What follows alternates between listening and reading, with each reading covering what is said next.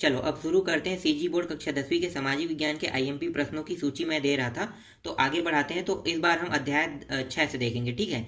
तो आपके जो सिलेबस पैटर्न है उसमें बहुत सारा चेंज हुआ है। इस कारण क्या है कि आपके सिलेबस में बहुत से पाठों को काट दिया गया है। तो मैं अभी आपको परीक्षा बोध के माध्यम से बता रहा हूँ। तो परीक्षा बोध में मैं जितना प्रश्न टिक किया हूँ वो सारे के सारे आईएमपी प्रश्न है, तो वही प्रश्न मैं आपको बताने जा रहा हूँ, ठीक है। तो आप लोग देख लेना। अध्याय 6 देखो, कृषि टॉपिक है। मैं 1 नंबर के प्रश्नों को रोक रहा हूँ, बाकी 2, 3, 4, 5, 6 6 नंबर के प्रश्नों तक के आपको दूंगा। तो चलो देखते हैं। तो कृषि वाले अध्याय में देख लेते हैं, ठीक है। जो अध्याय कर चुका है ना, तो वो वाला टॉपिक मैं नहीं बता रहा हूँ, इसलिए मैं आपको अध्याय दिखा रहा था। तो अध्याय में देख लेना, ठीक है। कृषि वाले टॉपिक में देखना, तो ये सारे प्रश्न मिल जाएंगे। तो जिन जिन प्रश्नों को मैंने टिक पा रहा है वो सारे प्रश्न देखो। यहाँ पे देखो, पहला है जायद फसलों के 2 नाम लिखिए, ठीक है। इसको आपको देखना है। मैं थोड़ा फास्ट बताते जाता हूँ। इसका उत्तर यहाँ पे लिखा भी है, देखो। दूसरा क्या है, नीरा बोया गया क्षेत्र से क्या आशा है, ठीक है। दूसरा है यहाँ पे देखो, तीसरा प्रश्न को भी आपको टिक पाना है। फिर यहाँ पे देखो चौथा प्रश्न, इसको भी टिक पार लेना, ठीक है। आपके आसपास सिंचाई में क्या साधन उपलब्ध है, इसको भी।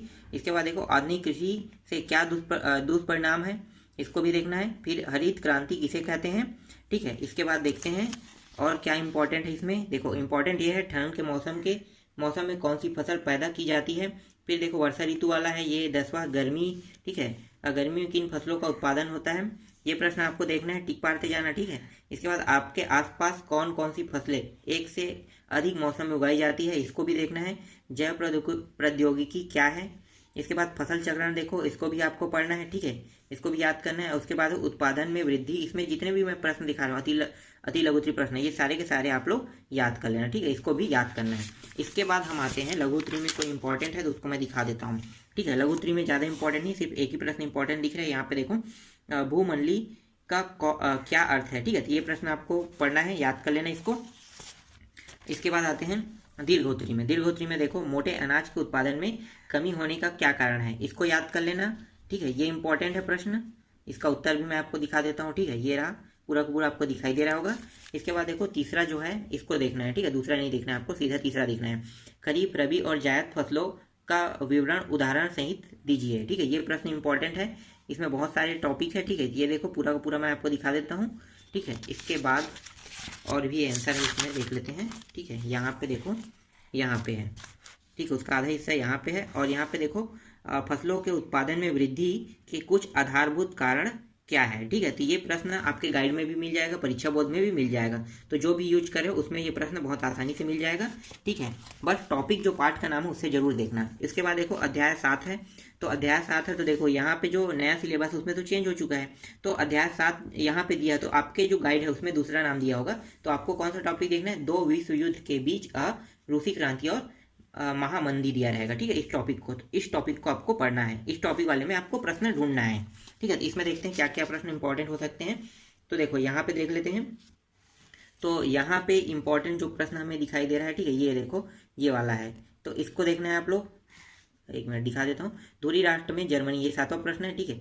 धुरी राष्ट्र में जर्मनी के साथ कौन कौन से देश सम्मिलित हुए थे, ठीक है। ये इंपॉर्टेंट प्रश्न है। इसके बाद देखो, अगला देखते हैं, तुर्की में लोकतंत्र और धर्मनिरपेक्ष शासन किसने स्थापित किया, ठीक है। इसमें एक मिनट ना, मैं यहाँ पे चेक कर लेता हूँ कितने प्रश्न हैं। हाँ ठीक है, मैं ठीक बता रहा हूँ, ठीक है। इसके बाद देखना है हमें, यहाँ पे देखो तुर्की में लोकतंत्र हो गया ये। इसके बाद देखो यहाँ पे अगला है, रूस में किसानों की दास्ता कब और किसने समाप्त किया, ठीक है। इसको आपको देखना है। फिर मैं आपको दिखा देता हूँ, और भी आईएमपी है, ठीक है। 12वां प्रश्न यहाँ पे देखो, ये आईएमपी है। सन 1905 में स्थापित ड्यूमा में किन लोगों का बोलबाला था, ठीक है। इस प्रश्न को देखना है। यहाँ पे देखो 14 प्रश्न को भी देखना है। लेनिन का जमीन संबंधित ऐलान में क्या कहा गया, ठीक है, ये प्रश्न देखना है। इसके बाद हम लोग देखते हैं लघुत्री में कुछ इंपॉर्टेंट है क्या। हाँ, एक प्रश्न, 2 प्रश्न यहाँ पे इंपॉर्टेंट है। यहाँ पे देखो 7वां प्रश्न, 1914 में रूस की राजनीतिक स्थिति कैसी थी, ये इंपॉर्टेंट है। इसके बाद देखो यहाँ पे इंपॉर्टेंट आपको दिखाई देगा, रूस में औद्योगिकरण पर एक संक्षिप्त टिप्पणी लिखिए। और ये प्रश्न देखो 2017 में आए हैं। तो जो सबसे लास्ट ईयर में आते हैं ना, वो प्रश्न अधिकतर आने के चांसेस होते हैं, याद रखना, ठीक है। तो ये प्रश्न आपके एग्जाम में देखने को मिल सकता है, बोर्ड एग्जाम में आपको। इसके बाद देख लेते हैं, दीर्घोत्री आते हैं, ठीक है। डायरेक्ट हम दीर्घोत्री में आते हैं। देखो दीर्घोत्री में क्या क्या इंपॉर्टेंट है। तो यहाँ पे देखो, आर्थिक मंदी के दौर में वस्तुओं की कीमतें क्यों घटी, इसका उद्योगों पर क्या प्रभाव पड़ा। ठीक है, ये इंपॉर्टेंट है, इसको देखना है आपको। इसके बाद देखो यहाँ पे दूसरा प्रश्न है, यहाँ पे देखो रूस की क्रांतिकारी सरकार के प्रमुख कदम क्या थे। ठीक है, इसको देखना है, इसका आंसर भी ठीक है ये मिल जाएगा आपको गाइड में, तो मैं आपको प्रश्न दिखा रहा हूँ। ठीक है, उत्तर भी थोड़ा बहुत दिखा देता हूँ। ठीक है, यहाँ पे देख लो। इसके बाद देखो आगे देखते हैं, ये बहुत लंबा लंबा इसमें उत्तर दिया हुआ है, तो जिसमें भी छोटा दिया होगा उससे देख लेना।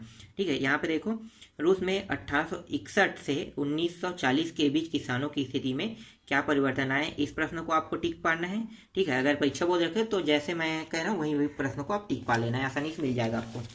इसके बाद देखते हैं ठीक है, अध्याय 7 में कुछ नहीं, अब अध्याय 8 में देखते हैं। तो देखो अध्याय 8 क्या है, नाम देख लो, मुद्रा एवं साख दिया हुआ है। तो मुद्रा एवं साख में क्या क्या इंपॉर्टेंट प्रश्न है देखते हैं। तो देखो यहाँ पे जितने भी लघुत्तरी प्रश्न है ना, अति लघुत्तरी प्रश्न है, ये सभी इंपॉर्टेंट है। क्रेडिट कार्ड क्या है, बैंकों में ग्राहक को पैसे किन खातों में जमा होते हैं, ये इंपॉर्टेंट है। इसमें देखो 3 वर्ष बाद मुद्रा के क्या नए स्वरूप हो सकते हैं, अपने विचार लिखिए, ये इंपॉर्टेंट है। मुद्रा किसे कहते हैं, ये इंपॉर्टेंट है। इसके बाद देखो साख, साख से क्या आशा है, स्वप्ना की ऋण बड़ी रकम कैसे बन जाता है।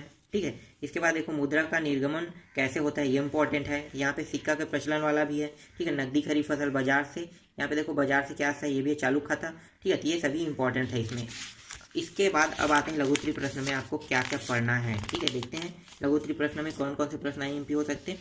तो लघुत्तरी प्रश्न में देखो यहाँ पे आपको एक प्रश्न दिखाई दे रहा है, बैंक के कार्य लिखिए। ठीक है, उसके बाद देखो भारतीय रिजर्व बैंक के क्या कार्य है, ये दोनों प्रश्न इंपॉर्टेंट है। तो ये दोनों प्रश्न कई बार जुड़ के आता है, जब जुड़ के आता है तो ये दीर्घोत्तरी में चले जाएगा, ऐसा तो दीर्घोत्तरी में आता है, कई बार जुड़ के आता है और कई बार ये दोनों जो है अलग अलग आ जाते हैं। ठीक है, तो आप लोग देख लेना। इसके बाद देखते हैं, अब आते हैं डायरेक्ट हम लोग दीर्घोत्तरी में। तो दीर्घोत्तरी प्रश्न में आपको कौन से प्रश्न पढ़ना पड़ेगा, यहाँ पे देखो ऋण की सुविधा एक और हमारी आय बढ़ाने में सहायक होती है, वही दूसरी ओर कर्ज जाल में फंसा देती है, कैसे, आप आस पास के उदाहरण से समझाइए। ठीक है, तो ये प्रश्न आपको देखना है। ठीक है, इसके बाद यहाँ पे चौथा प्रश्न भी देखना है। ठीक है, चौथा प्रश्न भी इंपॉर्टेंट, देखो ऋण के लिए शर्तें जैसे बाजार दर समय, ये पूरा प्रश्न आपको देखना है। इसके बाद देखो यहाँ पे पांचवा है, यदि भारतीय रिजर्व बैंक वाणिज्य बैंक पर नियंत्रण रखी तो मुद्रा एवं साख व्यवस्था पर क्या प्रभाव पड़ेगा, ये प्रश्न आपको देखना है।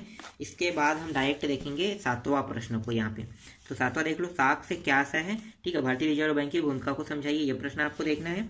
इसके बाद देखो 8वां, यहाँ पे 8वां प्रश्न है, मुद्रा के प्राचीन एवं आधुनिक स्वरूप पर एक टिप्पणी लिखिए, ये भी प्रश्न आपको देखना है। ठीक है, ये आपके गाइड में आसानी से मिल जाएगा, सारे प्रश्न जितना भी मैं बता रहा हूँ वो सिर्फ आपको नाम ढूंढना है। ठीक है, इसके बाद आते हैं डायरेक्ट 9वां अध्याय में। तो 9वां अध्याय में देखो क्या है, अध्याय का नाम खनिज संसाधन और औद्योगिकरण है। ठीक है, इसमें आपको क्या क्या पढ़ना है, तो इसमें मैं दिखा देता हूँ। तो इसमें भी अति लघुत्तरी जितने भी प्रश्न हैं उन सभी को पढ़ना है।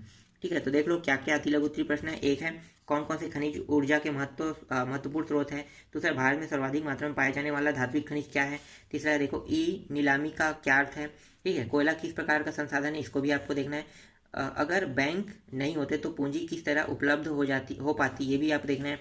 क्या किसी जगह जमीन में गड़ा मिला आभूषणों का जखीरा खनिज है, इसको भी आपको देखना है। 2 धात्विक खनिजों के नाम बताइए। ठीक है, खनिज किसे कहते हैं, या परिभाषा दीजिए। इस प्रकार से 2 अलग अलग नामों से आ सकता है। ठीक है, परिभाषा भी कहेगा या खनिज किसे, तो यही प्रश्न के उत्तर, यही प्रश्न का मतलब यही इसका उत्तर बनेगा। ठीक है, इसके बाद देखो अगला देखते हैं, ऊर्जा से क्या तात्पर्य है, फिर क्या भूजल खनिज है। ठीक है, इसके बाद देखो क्या नदी तट की रेत खनिज है, इसको भी आपको देखना है। फिर शेयर किसे कहते हैं, फिर खुली खदानों में पर्यावरण को कम नुकसान हो इसके लिए क्या कदम उठाए जा सकते हैं। फिर यहाँ पे देखो ई कॉमर्स किसे कहते हैं, औद्योगिक प्रदेशों से क्या आशा है। ठीक है, ये भी प्रश्न इंपॉर्टेंट है, इसको भी आपको देखना है। इसके बाद देखते हैं लघुत्तरी प्रश्न में क्या क्या प्रश्न आईएमपी हो सकते हैं। तो यहाँ पे आते हैं डायरेक्ट चौथा प्रश्न में। ठीक है, चौथा प्रश्न आईएमपी है, उत्खनन से किस प्रकार पर्यावरण दुष्प्रभाव हो सकते हैं, उनका क्या निदान है। ठीक है, ये इंपॉर्टेंट है। इसके बाद देखते हैं यहाँ पे देखो अगला है, औद्योगिकरण से क्या लाभ है। ठीक है, ये इंपॉर्टेंट है। इसके बाद देखो यहाँ पे भारत में कोयला उत्पादन का विवरण दीजिए। ठीक है, ये 2017 में है, तो मोस्ट आईएमपी प्रश्न है, ये बहुत ज़्यादा चांस आने के। ठीक है, जो बैक ईयर्स में आता है ना, सबसे लास्ट में वो प्रश्न ज़्यादातर उठाए जाते हैं, तो इसलिए मैं वो प्रश्न बिल्कुल नहीं छोड़ा हूँ। ठीक है, तो आप लोग याद कर लेना इसको अच्छे से। इसके बाद देखो यहाँ पे है, उत्खनन से कौन कौन सी समस्या उत्पन्न होती है, विवरण दीजिए, भी देखो 2017 में आए हैं। ठीक है, तो ये मोस्ट IMP प्रश्न होते हैं। इसके बाद देखते हैं यहाँ पे देखो 13वां प्रश्न में आते हैं डायरेक्ट। देखो पन बिजली ताप बिजली में अंतर बताइए। ठीक है, तो ये प्रश्न आपको देखना है, इसके आंसर भी देख लो। ठीक है, तो ये रहा इसका आंसर। इसके बाद मैं आपको दिखाता हूँ यहाँ पे अगला प्रश्न देखते हैं। सीधा दीर्घोत्तरी में आते हैं। दीर्घोत्तरी प्रश्न क्रमांक 2 देखेंगे। विदेशी कंपनियों को खनन उद्योग में प्रवेश कर देने से क्या लाभ है और हानि हो सकता है। ठीक है, इसको देख लेना। इसके बाद डायरेक्ट आते हैं चौथा प्रश्न, दीर्घोत्तरी प्रश्न क्रमांक के चौथा प्रश्न। सरकार ने नई औद्योगिक नीति में मुख्यतः कौन कौन सी नीति अपनाई है, इस प्रश्न को आपको देखना है। ठीक है, ये भी प्रश्न इंपॉर्टेंट है। इसके बाद इस अध्याय से क्या पढ़ सकते हैं हम लोग, मतलब वही अध्याय है। इसके बाद डायरेक्ट आपको 7वां प्रश्न देखना है। तो औद्योगिक अवस्थिति को प्रभावित करने वाले कारकों का वर्णन कीजिए। ठीक है, ये भी प्रश्न आपको देखना है। तो जो मैं प्रश्न आपको दे रहा हूँ वही प्रश्न आप लोग टिक करना और पहले सब उसी प्रश्नों को आप पहले तैयारी कर लेना। ठीक है, तो यही मेन जो है ये मोस्ट IMP प्रश्न है सभी के सभी। अब आते हैं नेक्स्ट अध्याय में। तो अगला अध्याय देखते हैं। देखो 10वां क्या है, 10वां में 2 विश्व युद्धों के बीच ब लिखा हुआ है, तो ये खंड ब है। ठीक है, अभी हमने खंड अ देखा है, अब खंड ब देख रहे हैं, खंड ब देख रहे हैं। तो जर्मनी में नाजीवाद और दूसरा विश्व युद्ध लिखा हुआ है। ठीक है, अब देखो यहाँ पे देखते हैं IMP क्या है। तो देखो अति लघुत्तरी प्रश्न क्रमांक में देखो, जर्मनी में हिटलर ने कौन सी पार्टी बनाई।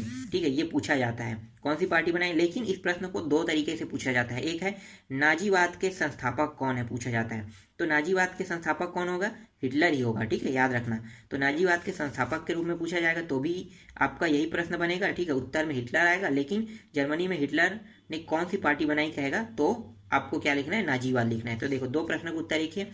फिर अगला देखो, मुसोलिनी ने इटली में कौन सी पार्टी बनाई। ठीक है, ये प्रश्न इंपॉर्टेंट है। इसके बाद देखो इसमें और एक प्रश्न कैसे पूछा जाता है, फांसीवाद के संस्थापक फिर पूछा जाएगा।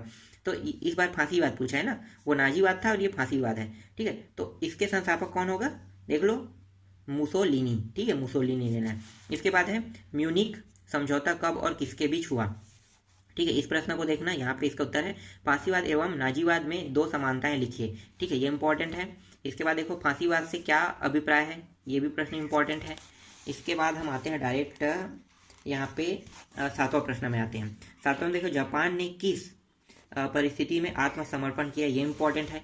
इसके बाद देखो यहाँ पे आते हैं राष्ट्रवाद और अंतर्राष्ट्रीयवाद में आप क्या समझते हैं, फर्क देखिए। ठीक है, तो ये प्रश्न इंपॉर्टेंट है। हिटलर की विदेश नीति के 2 उद्देश्य लिखिए, ये इंपॉर्टेंट है। संयुक्त राष्ट्र संघ की स्थापना के 3 उद्देश्य लिखिए, ये इंपॉर्टेंट है। ठीक है, वो दिखाई दिया। ठीक है, आगे देखते हैं। अब आते हैं लघुत्तरी प्रश्न क्रमांक में देखते हैं। तो लघुत्तरी प्रश्न क्रमांक में कोई इंपॉर्टेंट है क्या, तो यहाँ पे आते हैं लघुत्तरी में। देखो चौथा प्रश्न है, इटली में मुसोलिनी, ठीक है, मुसोलिनी के उत्कर्ष के 4 कारण लिखे। ठीक है, ये इंपॉर्टेंट है। इसके बाद देखते हैं नेक्स्ट प्रश्न हम कौन सा देखेंगे, 6वां। ठीक है, तो ये प्रश्न देखो 6वां। देखो यहाँ पे यहाँ पे कोई सन नहीं दिखा है, लेकिन ये IMP प्रश्न है। ठीक है, एक लोकतंत्र और फांसीवाद तानाशाही में आप क्या फर्क देख पा रहे हैं, तो ये इंपॉर्टेंट प्रश्न है। ठीक है, इसको देख लेना। ठीक है, इसके बाद देखो यहाँ पे हिटलर और मुसोलिनी में क्या क्या समानताएं थी। ठीक है, ये प्रश्न देख लेना, ये भी इंपॉर्टेंट है। इसके बाद देखो यहाँ पे जर्मनी युद्ध में जीत जाता है तो दुनिया पर क्या प्रभाव पड़ने वाला है, उसके 4 प्रभाव लिखे। ठीक है, ये भी इंपॉर्टेंट प्रश्न है। इसके बाद यहाँ पे आते हैं। ठीक है, अब आते हैं डायरेक्ट दीर्घोत्तरी में। तो दीर्घोत्तरी प्रश्न क्रमांक पहला देख लेना, ये इंपॉर्टेंट है। द्वितीय विश्व युद्ध में महत्वपूर्ण परिणाम का वर्णन कीजिए। ठीक है, ये इंपॉर्टेंट है। दूसरा नहीं है, दूसरा को आपको देखने की जरूरत, तीसरा भी इंपॉर्टेंट नहीं है। इसके बाद हम आते हैं सीधा चौथा प्रश्न में आते हैं। चौथा इंपॉर्टेंट है। ठीक है, चौथा देख सकते हैं, फांसीवाद के 4 लक्षण दिखे, लोकतंत्र उदारता है, ये सभी एक ही टॉपिक है। ठीक है, इसका उत्तर एक ही रहेगा। इसके बाद देखो ना 5वां प्रश्न को, राष्ट्रवाद और अति राष्ट्रवाद में क्या अंतर है आपको दिखता है। ठीक है, ये इंपॉर्टेंट है। इसके बाद है संयुक्त राष्ट्र सुरक्षा परिषद में किन्हें विशेष अधिकार दिए हैं और क्यों दिए हैं। ठीक है, ये इंपॉर्टेंट है। इसके बाद 7वां इंपॉर्टेंट नहीं है। ठीक है, 7वां भी इंपॉर्टेंट नहीं। अब आ जाते हैं अध्याय 11 में। तो देखो अध्याय 11 में अध्याय का नाम क्या रहेगा, सरकारी बजट और कर निर्धारण रहेगा। ठीक है, इस वाले नाम वाले अध्याय को आपको देखना है। तो ये जितने भी प्रश्न बता रहा हूँ ये इसी में मिलेगा। ठीक है, तो देखो यहाँ पे अति लघुत्तरी प्रश्न क्रमांक में क्या क्या देखना है हमें। तो देखो अति लघुत्तरी प्रश्न क्रमांक में सार्वजनिक सुविधा मुहैया कराने और अन्य गतिविधियों के लिए सरकार पैसा कहाँ से लाती है, ठीक है, ये इंपॉर्टेंट है। सरकार अपने द्वारा, देखो ये वाला प्रश्न देखना, ठीक है, आयकर लेने वाली उचित विधि क्या है, ठीक है, ये प्रश्न इंपॉर्टेंट है। क्या प्रत्येक व्यक्ति एक समान आयकर लेना उचित था, ठीक है, उचित होगा, तो ये इंपॉर्टेंट प्रश्न है, इसको भी देख लेना। फिर इसके बाद देखो यहाँ पे 5वां प्रश्न, ये भी इंपॉर्टेंट है, ठीक है। यहाँ पे देखो 6वां प्रश्न, इसको भी इंपॉर्टेंट मान लेना, ठीक है, ये भी इंपॉर्टेंट है। मतलब ये परीक्षा बोर्ड के लिए जितने भी प्रश्न हैं ये सभी अति लघुत्तरी क्या है, इंपॉर्टेंट है यहाँ पे, ठीक है, इस अध्याय के। अब आते हैं लघुत्तरी प्रश्न में। तो देखो लघुत्तरी प्रश्न में क्या है, सरकार के लिए बजट क्यों जरूरी है, बजट में करों का चर्चा क्यों की जाती है, ठीक है, ये इंपॉर्टेंट प्रश्न है, ये इसको भी देख लेना, याद कर लेना अच्छे से। इसके बाद हम आते हैं, दूसरा इंपॉर्टेंट नहीं है, ठीक है, फिलहाल उत्पादन, सॉरी दूसरा को मैं राइट करना भूल गया था ना, ये भी इंपॉर्टेंट है, ठीक है, आयकर और उत्पाद शुल्क में क्या अंतर है, ठीक है, ये भी इंपॉर्टेंट है, इसको देख लेना। इसके बाद हम लोग चौथा देखते हैं, चौथा इंपॉर्टेंट नहीं, पांचवा नहीं है, पांचवा भी नहीं है, तीसरा भी नहीं है। इसके बाद देखो छठवा आते हैं, छठवा है, छठवा है आयात कर और निर्यात कर में अंतर लिखे, ठीक है, ये भी इंपॉर्टेंट है, तो इसको भी देख लेना। फिर आते हैं 8वां प्रश्न, देखो तो 8वां यहाँ पे है, ठीक है, ये भी इंपॉर्टेंट है। ऐसे सार्वजनिक सुविधाओं की सूची बनाइए जिनका सामूहिक रूप से उपयोग होता है और क्या आपको लगता है कि हर व्यक्ति यह सुविधा समान रूप से पहुंचती है, चर्चा करें, ठीक है, ये इंपॉर्टेंट प्रश्न है, इसको देखना है आपको। फिर यहाँ पे देखो 12वां प्रश्न है, मूल्य संवर्धित कर से क्या आशय है, उदाहरण सहित विवरण दीजिए, ठीक है, ये इंपॉर्टेंट है। और यहाँ पे देखो क्या लिखा है 2017, मतलब चांस बहुत ज़्यादा बन रहा है यहाँ पे, हर सभी में 2017 के प्रश्नों को नहीं उठाएगा, लेकिन उठाने जो प्रश्न है वो तो 2017 के ज़्यादातर आते हैं ना, तो जितने ज़्यादा बैक ईयर्स होंगे उतने ज़्यादा प्रश्न आने के चांसेस होते हैं, इसीलिए 2017 के प्रश्नों को तो बिल्कुल छोड़ना नहीं है आपको। भले करेंट ईयर का छोड़ सकते हैं, जैसे कि 2020 में जो पेपर हुआ था, सॉरी 2021 में जो पेपर हुआ था, ठीक है, उसका पेपर सेट तो किसी को दिया नहीं है, ना किसी के पास है, लेकिन अगर जब भी पेपर होता है तो आपको याद रखना है कि आपको पिछले 1 साल के छोड़ के पिछले 4 साल को पढ़ना होता है, जो अनसॉल्व में होता है वो, और उसके बाद और जितना बैक जा सकते उतना बैक चले जाओ, क्योंकि वहां से प्रश्न बनेंगे। लेकिन जितने, जैसे अभी इस साल पेपर हुए हैं और इस साल पेपर हुए हैं, तो अगले साल अगर मैं दिलाऊंगा तो इस साल का पेपर पढ़ूँ तो कोई मतलब नहीं, क्योंकि एक भी प्रश्न वहां से नहीं आएंगे, ठीक है, ऐसा ही होता है। मैंने जितना भी चेक किया है ना पेपर से अनसॉल्व में, सब में वैसा ही है, इसीलिए जो इंपॉर्टेंट है वही चीज़ मैं आपको बता रहा हूँ जो आपको पढ़ना है।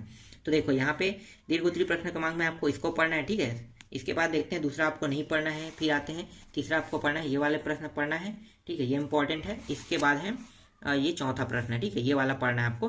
तो जितना प्रश्न मैं दे रहा हूँ ये सारे के सारे प्रश्न आप अच्छे से तैयार कर लेना, बाकी मैं 1 नंबर वाले प्रश्नों की सूची बाद में आपको दे दूंगा, ठीक है, क्या क्या पढ़ना है, क्या क्या वहां से आते हैं, वो जितने भी प्रश्न रहेंगे वो सब इंपॉर्टेंट रहेंगे। तो अभी मैं जितना बता रहा हूँ उतना आप पढ़ो। तो ये जो हो गया, मैंने अभी तक आपको 11 अध्याय तक दिया है, ठीक है, तो ये जो है ये अर्धवार्षिक पेपर की पूरे के पूरे अर्धवार्षिक पेपर का एक सिलेबस बन चुका है मान लो, और ये बोर्ड एग्जाम के लिए मैं प्रश्न दे रहा हूँ फिलहाल, लेकिन अर्धवार्षिक पेपर में भी ये काम आएगा।